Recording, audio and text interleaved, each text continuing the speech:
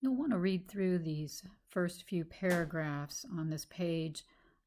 Go ahead and hit the pause button, read through it, make sure you understand it, and then we'll go through some examples here involving the concepts.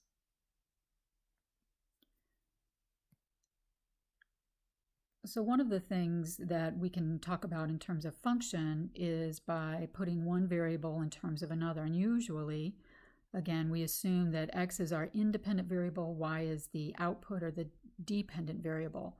So we often want to solve for y.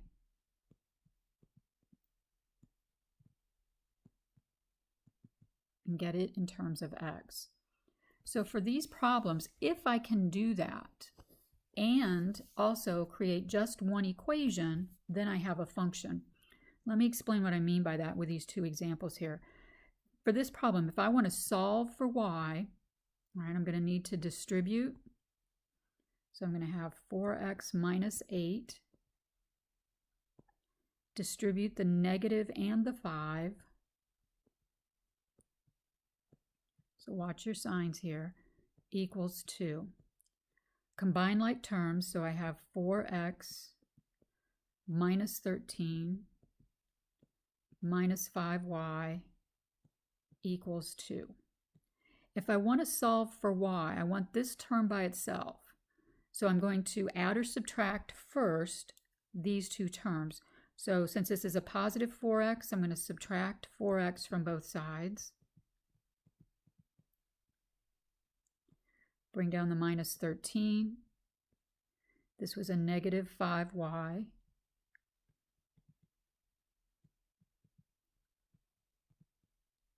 Add the 13, because again, we're leaving the y where it is. So the negative 5 times y is going to be stuck, but we're moving the 13 by adding it.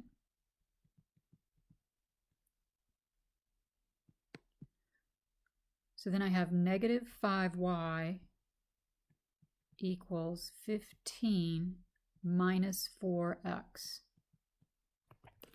The number directly in front of the variable is hooked by multiplication. So to unhook multiplication, usually our last step is to divide each term by whatever's in front. So divide everybody by negative 5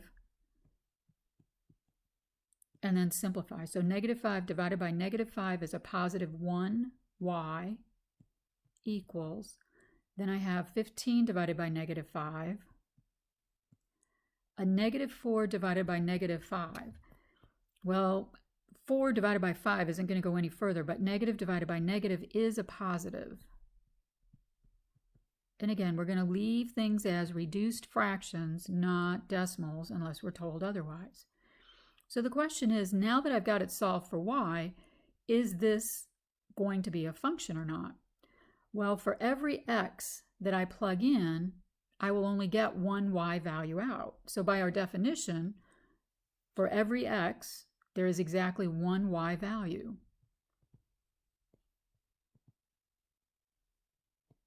So for every input x, there will only be one y value that comes out.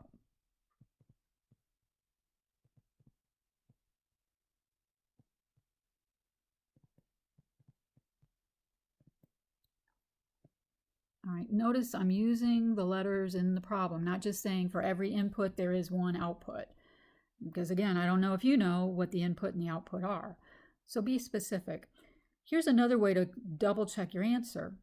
Use your graphing calculator that you will need for this course and type in y equals. So I'm going to go into my y equals, and I'm already there. And I've already typed in the negative 3 plus 4/5 x.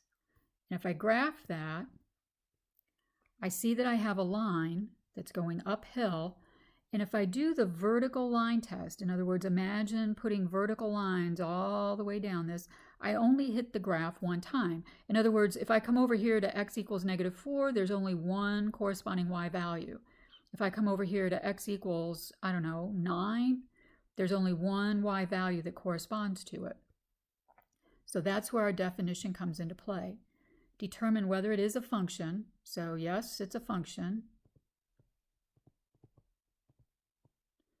And the reason, or the explanation is, for every input x, there is only one output y. But if we go to this next problem, let me slide down here a little bit. Oop, a little too far. All right, do kind of the same thing. Get rid of those parentheses by using distributive property. So x, distribute the 5y times 1y is going to be 5 and then y squared. 5y times 1 minus 5y. All right, so combine like terms. So on the left, there's nothing to combine. On this side, the positive 5y and a negative 5y are going to cancel out to 0.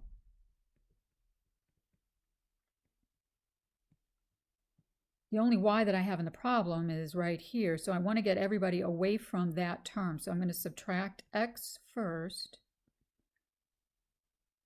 So I have 2x minus 1x is just going to be 1x minus 2 equals 5y squared. So divide both sides by 5. It's hooked by multiplication. And I have y squared equals. Now I could have divided each term by 5, or I could have written it as the way I have, x minus 2 over 5. The thing is, though, I want y, not y squared. And the thing that gets rid of a square is a square root. So I'm going to take the square root to both sides. Now, when you do this, you also have to be aware that there are two potential answers here. So I put in my plus or minus symbol on this side. The y and the y squared cancel out over here. And I have plus or minus the square root of x minus 2 over 5. Now, if I plug in a value for x, I'm going to have a plus value and a minus value for the y. So for every input x, there's going to be 2 output y values. So this is not a function.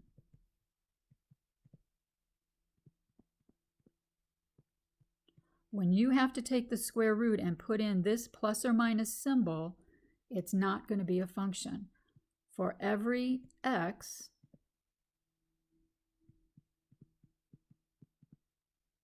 there are 2 y values. That's why it's not a function.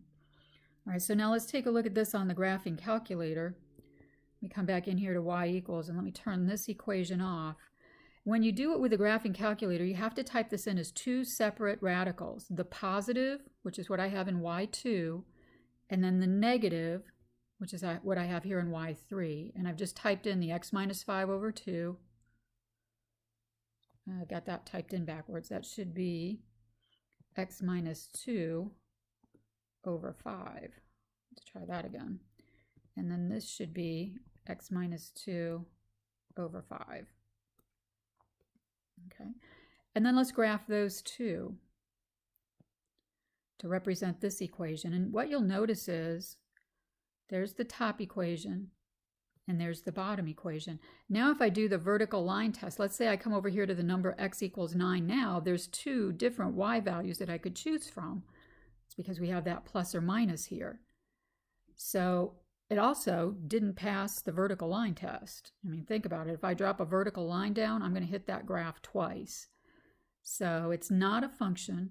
For every x, there are 2 different y values. This idea of y squared gets a little confusing. But let me set you up this way. What if I had y squared equals 25? It's kind of a separate thought here.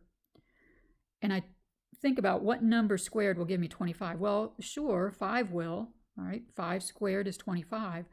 But there's also negative 5.